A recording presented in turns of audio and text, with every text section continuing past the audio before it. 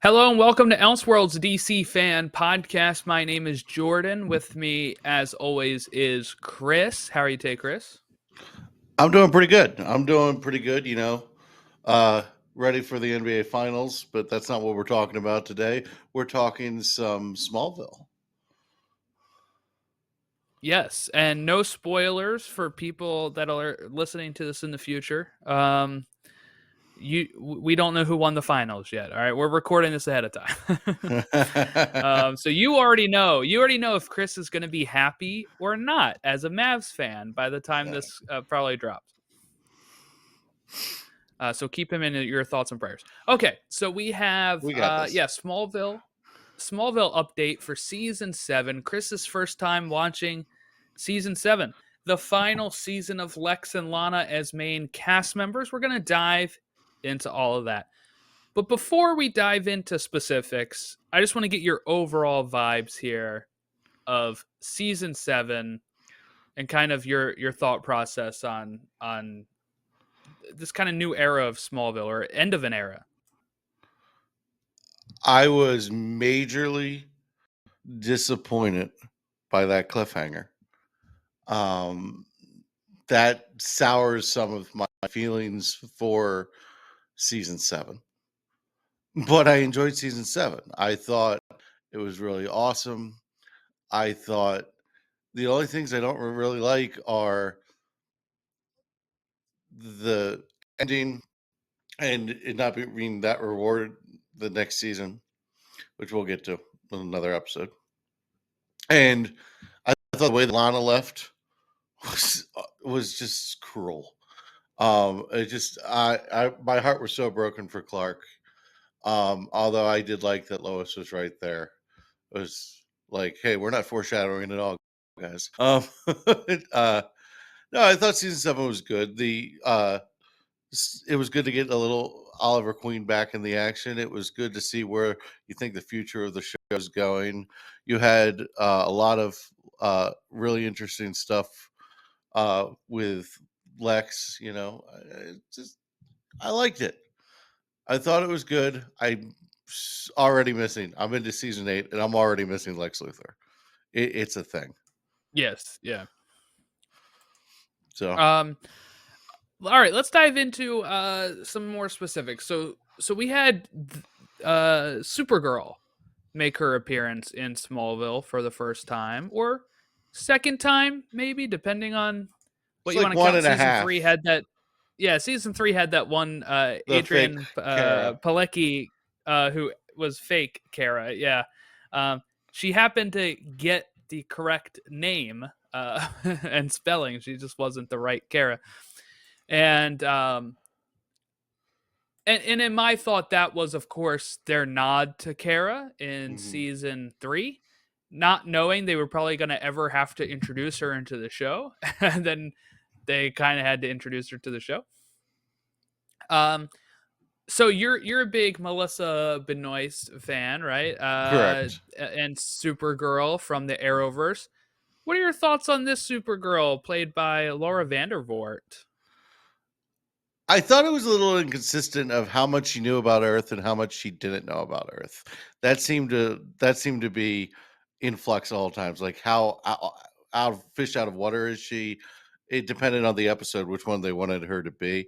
But I really liked her. I thought it was cool to see a Kryptonian flying. I like that.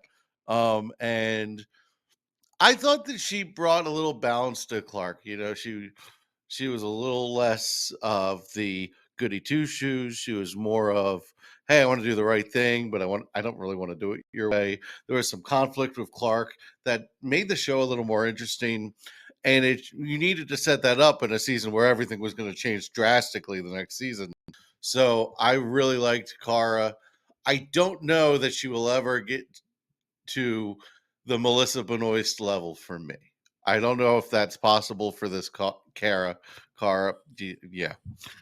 I think it's hard to. I mean, she's really only in one season, right? I mean, like where she's a main character constantly getting screen time. She'll appear again, but yeah. I did like her interaction with Brainiac and going back in time to Krypton before the explosion. That was really an awesome episode. And I kind of liked Clark's reaction to that, where he's like, well, if it's going to happen, I guess it's going to happen. You almost saw that it was almost relieving for him to have something out of his hands for a second. Right.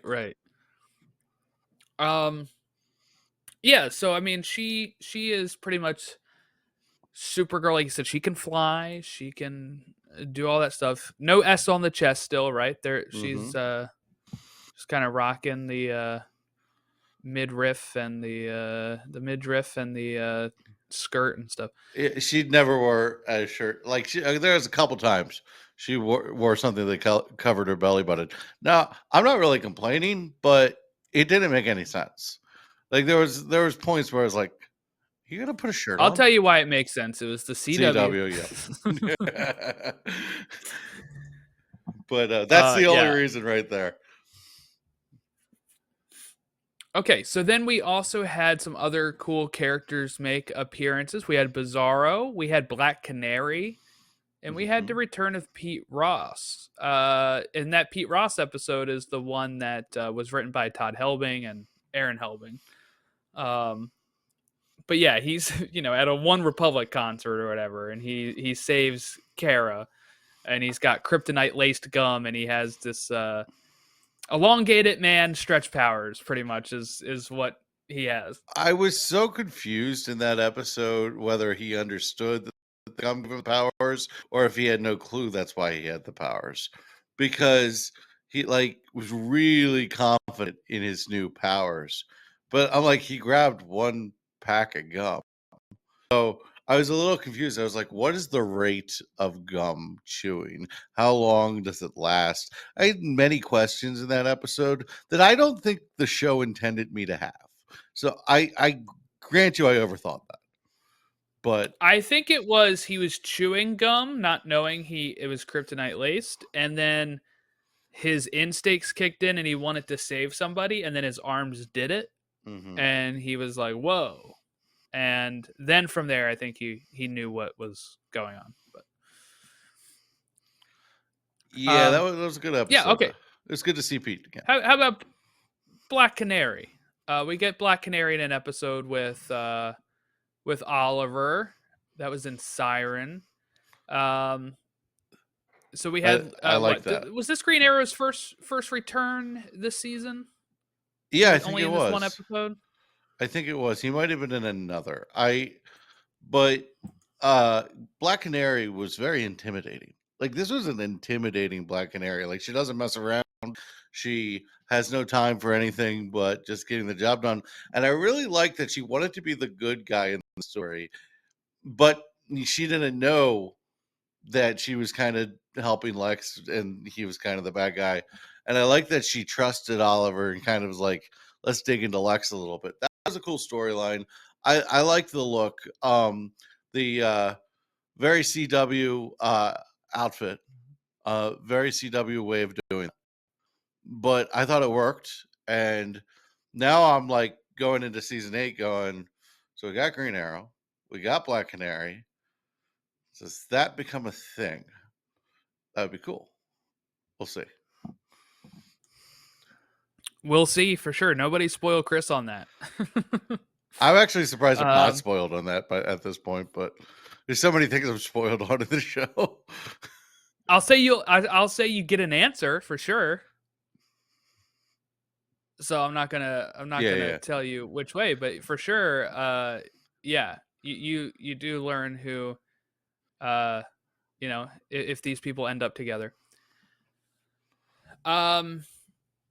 But yeah, so we have Black Canary in the show. We had Bizzaro, who was in a good stretch of the show as well, right? He was in the beginning, and then he kind of came back at some point, and like Clark was captured and all that kind of stuff. And then you had Brainiac, who was impersonating Kara at one point, and like you said, Lex, the cliffhanger. Yeah. Lex, Lana leaves, right? She says she's leaving. She dies, right? Doesn't she die or something? No, she says that she's she's got to go. Like she can't move. Like they can't move on together. When Like was her car blown up? that was the season before. She faked her death. Then Oh, she okay. found the. Oh, that's right. That's Then right. she And then finds the season ISIS 7. Foundation, Yeah, which yeah. like holy bad name choice, like in hindsight. But and then she's like got the ISIS Foundation to like help meta related people, but really just to spy on Lex. And yeah, that was interesting. And then I just hated it. It felt like a voicemail breakup. It was like it just Clark loved the living daylights out of that woman. That woman put him through hell more often than not.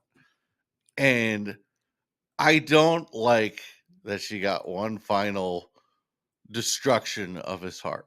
Like it rubbed me the wrong way. I didn't like the way she exited the show. I didn't like that at all. Hey, the But good thing is she's done. I know. I'm like, it's funny because I was wanting her to be done, but then I felt so bad for Clark that it like physically hurt me. Excuse me. It physically hurt me. Like I was like, God, Clark is just the look on his face. By the way, Tom Welling can act. He's gotten Yeah, better and he's really better. grown into it. Yeah. Yeah, yeah. Season 1, he was a little bit like still fresh. I think it was his Mm-hmm. first acting role or one of his first acting roles. Like you And could tell he was reading lines in season 1, and then I think it was season 4 and 5. I was like, he's just like really into this. Like he owns this role. His cadence is a lot better. I actually think Kristen Crook with Lana was the same way. I think she got a lot better yeah, as yeah. the show went on, and I also think that's why our character got a little bit more to do. But I mean, story wise, they were going to do that anyway. But I think the writers are like, oh, we can put a lot on her, so it's just the same repetitive a lot on her. But Yeah. but What if I was to tell you she's not done? no, don't do that to me. Don't do that to me. Uh, She has at least 1 to 2 more appearances. well, I want her to come back for the finale and stuff, so that's fine. Won't be the finale. Well, that's disappointing because that's the time where you're like you're saying goodbye to the show. You want the leading lady for 7 seasons and the finale. I don't know, but we'll see. It's in the season you're watching. Okay, I'll say that. So she's in so season she 8. gets to break Clark's heart again. All right, gotcha. Kind of. Oh boy. Or maybe it's in a dream and Clark is just like sad. I can see that happening too. Yeah, I don't think she came back in the finale. She's pretty brave though, because you got to understand she's been saved like every 5 seconds by this guy for her whole adolescence. So like, how is she going to like she's gonna trip and fall and just die? Like she needs to be saved every 5 seconds. She's not exactly careful. Well, no, definitely not. Yeah, she's not very I mean, careful. I jest, but yeah, she doesn't come back. She does not come back. It looks like. That's somewhat relieving and disappointing in the same setting. If done correctly, I could see it be rewarding, but it's this season was her last as a main character. They have her as recurring in season 8, but I don't think she's in that many. So interesting. Interesting. In my memory, it's like 2. Okay, but I can't remember if that's right or not. So she gets to break Clark's heart twice. Gotcha. I think it's back-to-back episodes or something. All right, at least it's all in one sitting. You don't have to wait for the next shoe to drop. But poor Clark. That guy just But Clark really came into his own though. Go ahead. Clark really came into his own though. Like the whole point of season 7 was, I think it was either beginning of season 8 or the end of season 7. He says, I lived my whole life in Smallville, and I'm waiting for this life that isn't there anymore. And so the whole thing is to get him to move on to the next step. I think it's a transition season, but I think it's a transition for Clark in his arc as well. Yeah, and talk about the other half, right? The other arc here of what season 7 stands for is probably the final descent, right, of Lex Luthor, as he has that episode titled Descent, where he actually pulls the trigger, and by that I mean pushes his dad like out a window. Isn't that how it happens? Where he shoots him, then he goes out Yeah, the window. he pushes him out the window. Yeah, he acts like he's going to shoot him, and he pushes him out the window, and Jimmy gets it on camera and the whole thing. But I'm so disappointed that Lex finally is Lex Luthor, fully Lex Luthor, and then bye. It's so disappointing. It's like, what an arc! What an incredible arc! yeah, He was the star to me, the star of the show at that point. Bye, gone. I was like, the Lex and Lionel stuff was really interesting. So you kill Lionel, and then Lex leaves, and I'm just like, this show lost a punch. I mean, it lost a little bit of a punch. And I don't know. I'm only a few episodes into season 8. We'll see. Like, after that cliffhanger, you got to watch the first 2 episodes of season 8. You just have to. And then, then it settles down. But like, I was expecting more from that cliffhanger. It felt very much like Arrow season 5, where the Lian Yu blows up with all the bombs from Prometheus, Adrian Jace, and you got all these people that could die, and then the only person who dies is the person that is not needed for the story, and then so you go into season 8, and Clark is fine. He's got no powers, but he's like Russian thing. I don't mean to spoil this, but Russian camp or whatever. And then there's no Lex. And you're just like, but we don't know if Lex is dead. I'm like, well, figure he's yeah. dead. So I can forgive this a bit because the writer strike screwed them over. They had 5 or 7 less episodes, so they had to end up right. Because how many did they end up having? 20. Or did they have it was 20. It 20? wasn't So they had like 2 less episodes. So they had to kind of rush some stuff. I think that they weren't originally going to rush. And then also the other side of it is Rosenbaum actually wanting to leave. So I think at that point they weren't fully sure if they were going to be able to get him to re-sign, and they had to kind of leave it in a state of they can write him out if he doesn't sign the contract. And then so I think there was a few things that kind of left them some really harsh circumstances. They should have just let him grow his hair back and said Lex Luthor put on a wig. I bet you that would have gotten him back. I don't know. I don't know if he even, I know. I'm joking. He may have been done of Vancouver and all that kind of stuff. Like Vancouver, it is a commitment. I mean, cold. Well, don't they shoot in the summer? They shoot throughout the year. Oh, okay. Because I remember hearing them on the podcast say they did a winter episode in the summer and they're wearing coats and they're like taking them off, or maybe that was Superman. But and some of the like I know for the episode that Lana and Lex got married in season 6 aired in May, I believe, but they filmed it in January. Okay, that makes sense. Yeah, so they were so in that it had to be summer, but they're cold. So it's like you can't win. They really should coordinate the time of year with, I guess, for the episode count. You really can't do that. But right. Then you're waiting a year for it to release. Wow. Oh my goodness. Vancouver. Yeah, there you go, folks. But no, I don't know what this show is going to be like without Lex. I'm very interested, but also very disappointed. Like, it's just like it takes a wind out of my sails. I'm not going to lie. Get Sam Witwer. That's good. Yeah, I like Sam Witwer. Hasn't done any weird voices yet. I'm a little surprised. Like, it's always like his thing. So I guess it's live action, so he doesn't have to. Yeah, I don't remember him doing any in Supergirl. So no, he didn't. You're right. Yeah, he was actually very good in Supergirl, Agent of Liberty. That was a good storyline, but that's a different show. He's one of my favorites in. I really like his character in Smallville. All right. Well, it's interesting when he gets going. Yeah. I think I get left on a cliffhanger of him outside in the cold or something. So we'll see. Maybe. Yeah. Oh, did you also notice? Did you watch episode 2? Yeah, I watched episode 2. I don't know if I watched With episode 3. not that we're supposed to be talking about season 8, but I know. Plastique has Yeah. Sarah Jessica Parker Kennedy, Yeah. who played XS. I was like, as Plastique. I was Yeah. like, holy crap, Nora's really young. I was like, Yes. Yeah. holy crap. Like, it was actually really weird for me though, because everyone in the show, like when they were in high school, looked like they were in college. And then she actually looked like she was in high school, like, but I knew her from The Flash. So it was like, Right. it was weird. Like, it was like, man, like she really grew up. Like like I've seen it in reverse that way. But yeah, she was actually a really captivating bad guy, because she framed in that episode. We need to stop talking about this.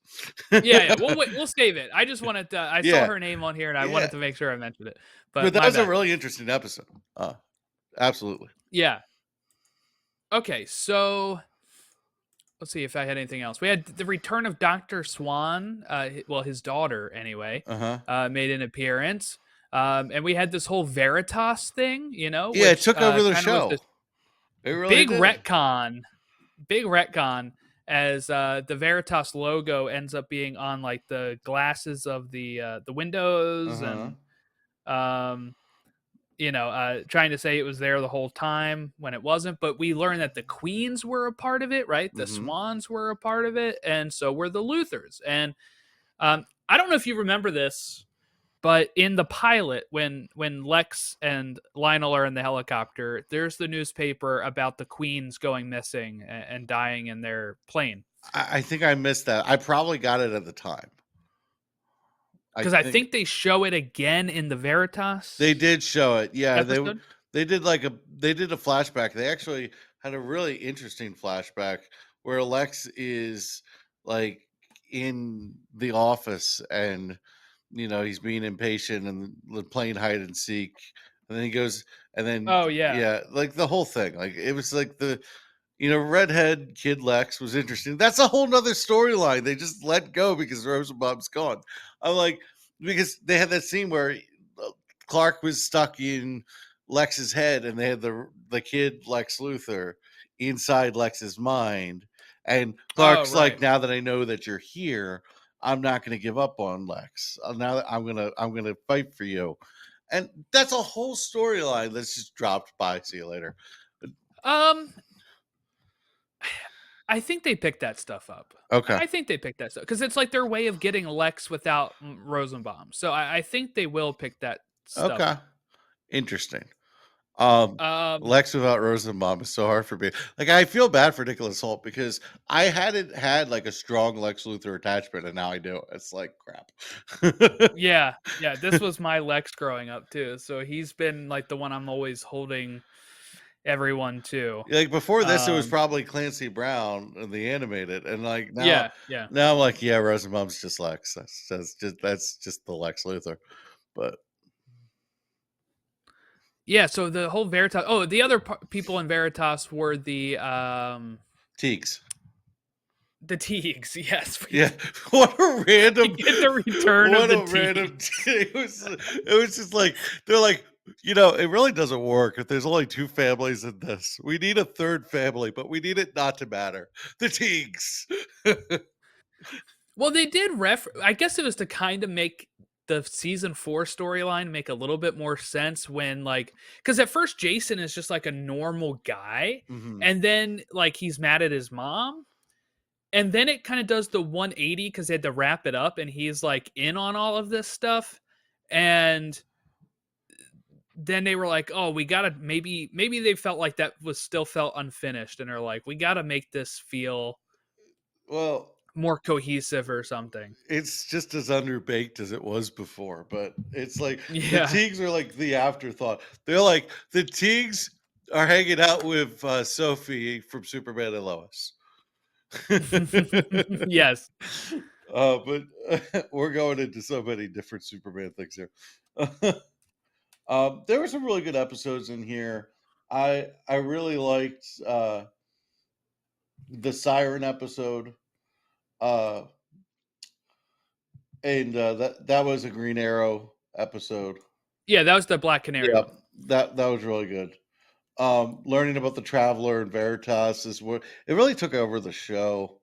I do. I think it's unpopular, but I do really like that they added like the lore of there's this traveler that that it kind of explains why that's another retcon, right? Like Lionel goes looking for the traveler, which is why like him and Lex I think are in the helicopter in Smallville instead of just being like a business guy doing business things. From episode 16 to episode 20, the finale, and which is funny was we got to it's all Veritas. Yeah, and when the funny thing is, I got to episode 20. I'm thinking it's episode 20. I was like, wait a second, this is the season finale. So, the writer's strike, and we talked about that. It was only 20, but like I'm going in, like I got a couple more episodes of the story. Oh no, nope, don't. So that was interesting. I like that we have a reason for Lionel's obsession with Clark because before we only he's got before we really only had the Lex reason. And it's also been like very inconsistent throughout the show on if he knows, if he doesn't know, and you never know if he knows, right? Like for Lionel until he's like Jor-El's body at some point. But like all that kind of stuff, you're always wondering like, what does he know? Well, now we know in this, like thanks to the retcons, that he knows a good chunk. And he probably knew he was a traveler when Lex got saved in the first episode. If not then, very, very soon. Yeah, like it probably raised his radar. He's like, could he be? And he probably started asking at that point. Well, we mourn Lionel.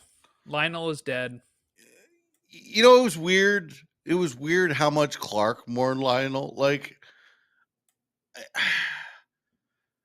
he wasn't a good dude. Like, I know there was times he was. He's such a Severus Snape-like character for this show. Like, he's so gray. He's not purely evil. He's not purely good. But for the most part, he was pretty bad. He was a Luthor. And he set up Lex to be Lex. Like, he gave Lex absolutely no other way but to be this messed up guy. He's a villain in himself just for making Lex, to be honest. And what he did to his mom, and every time you see a flashback, he's just such an asshole. Like, he's such a jerk. Like, he treated Lex like such a like almost his thing. It was very, I didn't like it. I like Lionel with Clark scenes, and then I see Lionel with Lex, and I'm like, yeah, that's right, he sucks. Lionel, John Glover will return. Really? Yeah. Flashback? Oh, I'll figure it out. You'll figure it out. But it's a season 10 thing, so don't hold your breath. But it's they kind of tried to get as many people back as they could for that final season. I was a little underwhelmed by Bizzaro. It was just like he just kind of twitched out in the sun a little bit. Like, I was like, yeah, they couldn't. They didn't have the budget for what Superman and Lois will no, do, yeah, probably the best version of Bizzaro I've seen. I actually agree with that 100%. And that's probably the reason. But I really didn't like that Lana was so like Team Bizzaro. Like, Lana was just like, yeah, I love Bizzaro. Bizzaro is my everything. Like, Bizzaro's we're gonna go away together. Like, what? Like, and then like she does the right thing. She saves Clark. She does the whole thing. Right. But it's just like Clark's got to be like, what do I got to do for this woman? What do I have to do? Like, and I actually did like that Clark distanced himself a little bit from her, a little bit. They didn't just be like, ooh, we're happy. Like, that was a maturity of the show. I will say. Yep. So we're talking season 7, Smallville. So that's wrapping us up here. I have my complete set right next to me here. Nice. I got it for Christmas the year it came out, which was the 20th anniversary of Smallville, 2021. Wow. That time, man. Yeah, crazy. It's really weird when you didn't watch it when it was out at all. And it's like, it's like, oh, it's like so long ago. It's like, it's right now for me. Yeah, for you, it's like, yeah, right now. You're like, This oh, is great. It's very on my radar. This feels like now, yeah. I think it is a show that that really holds up in that regard. Mm-hmm. Other than some effects, most of the effects I think look pretty good, and I would say, other than sometimes without having cell phones and stuff or like premature cell phones, it's all usually like you can watch it in today and still kind of get the right grasp, I think, of stuff. What I will say is Smallville. So you saw Arrow and Flash dip in quality very heavily at one point, like in just terms of production. And I feel like Smallville was always middle to good Flash production quality. You know what I mean? It was always good to middle. I don't think they had the dips there. And I think part of that is because the showrunners were very consistent and they had very good writers. I think the writing for this show is so much better than some of the Arrowverse shows past seasons 3 and 4 of these shows. Like the writers from Supergirl couldn't hold a candle to this. The writers for Legends of Tomorrow, I very much enjoyed their work, but they couldn't do this.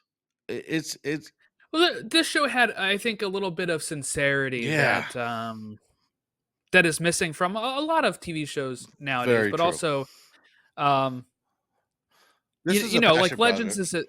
Legends is its own thing with how goofy it can take itself, and that's why we love it. But when it comes to like this show, you know, there's sincerity with Clark and his character and the focus of it, and I think that's why like this one feels the most like Superman and Lois. Yep. This one they feel like the most deep because you're dealing with somebody like Clark. Yep. I do want to say I think the reason why I think I like Flash the most is because I out of the Arrowverse is because I do think it's very close to this in the sense Yep. of like I was listening to a podcast that mentioned this too, and it's kind of what I think. But you know how Smallville has the freak of the weeks from the meteors, and then they have the second meteor shower, and Flash had the the second the particle accelerator. The particle accelerator, and then the second particle accelerator. Well, Star Labs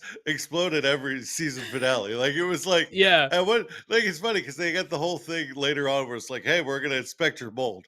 That's all you want to inspect. I And mean, how, yeah, but also like how they get their powers from being like related to the thing they were doing at the time. Like it feels very close in that regard, and I think that's why when I yes, watched season 1 of The Flash, I was like, oh my god, this is like a modern Smallville. Like it I really love was. this. 100%. I will still say The Flash is my favorite TV show, superhero TV show of all time, and I don't think that's going to be beat. I got a little tired when it got into the we have to talk the bad guys into being good guys thing. Yeah. But other than that, and I thought that was really the quality dip right there. But I mean, I think Smallville probably delivered the most good villains out of any of these shows, other than maybe Flash. Right. All right. Well, I guess we'll wrap up this portion here. So we will be talking season 8 whenever he gets that done, whenever Chris wraps that up. And like I said, for these, I've been kind of holding off on these, so I'm not going to plug the other. I'm not going to plug any of the other podcasts right now because I don't know where we're at. But yeah, so thank you. If you want to reach us at elseworldsdcfan on all of our social medias or email us elseworldsdcfan@gmail.com. Thank you all for watching and listening along. You can rate and review us on Apple Podcasts and Spotify. And we'll catch you next time on another Smallville update where we talk season 8.